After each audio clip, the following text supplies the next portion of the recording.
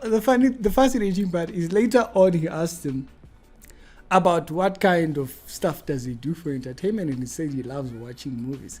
The description of movies that he likes, or the description of the movies that he actually spoke about that he likes, was The Man Who Built America. Now, if you look at that entire series of documentary, it's a documentary.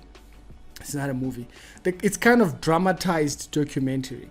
And in that documentary, what they're trying to show is the heartless nature of some of these guys, the way they were and so, those were the kind of things that he's into and whatnot and stuff. Oh, this is the kind of things. And The Man Who Built America, I mean, like, that's an old documentary, but Mandem likes them, those type of dominance over, you understand? So the questions that fascinated me out of this entire thing, we might differ at how we come about it. We might differ at what we believe from Mandem's. The Mandem is saying he is not affiliated, not even close. He's not it. He says it's sad that you would even name a person according to that kind of an idea. He has distanced himself. Now, never mind that. Mandem is pretty weird on a lot of things. Like, remember when he called a whirlwind into his church? And he said that the whirlwind was the Holy Spirit. Now, the fascinating thing is that nowhere in the Bible do we see the Holy Spirit portrayed as a whirlwind. But that's what Uncle Bashir portrayed his Holy Spirit, or his version of the Holy Spirit, as a whirlwind. And so when you have those kind of doctrines, you can see why people just don't believe what Mandem says. Like, even when he says that, he couldn't answer straight away.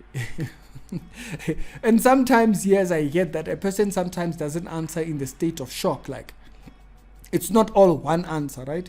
It's like you ask me something, I'm like, it doesn't mean that I don't have an answer. It doesn't mean I'm in between or I'm perplexed or what. Sometimes it's a state of shock that actually brings about the question. But at the end of the day, individually, what do Mandems believe? People believe differently.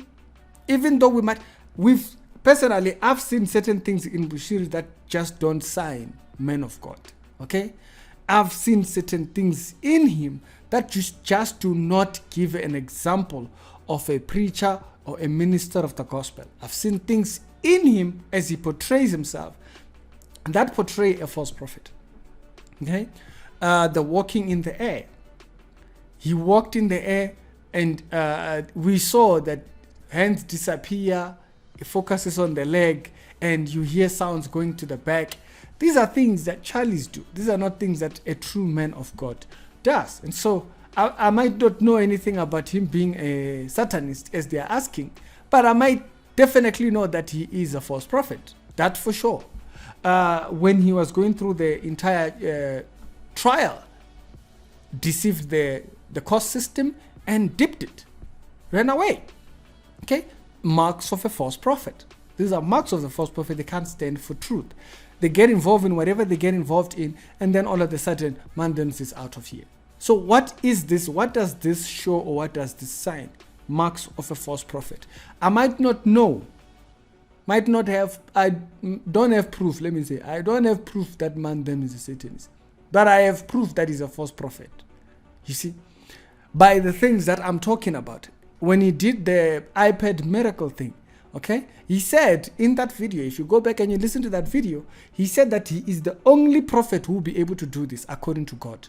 These to me are signs and marks of a false prophet. I might not know about the other one, but I know about that. But which one do you guys know? It's the Rich Reality Show. Subscribe to the channel if you like this kind of commentary. We do this on a daily basis. Other episodes down today will be down in the pinned comments. The challenge is on.